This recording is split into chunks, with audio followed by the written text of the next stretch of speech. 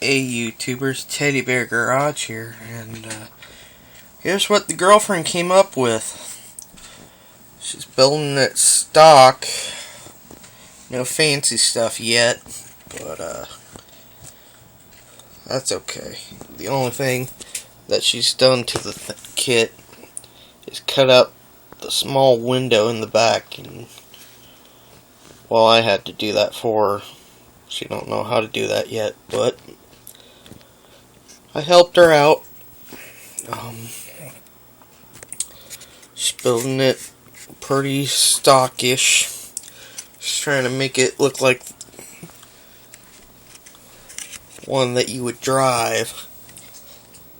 And she don't know what she wants to do with the motor.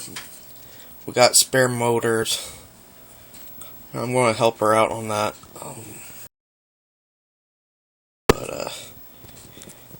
Yeah. Here's a quick update on it. That's one of the dogs barks, so must be that good. So tell me what you think, and see you guys in the next videos.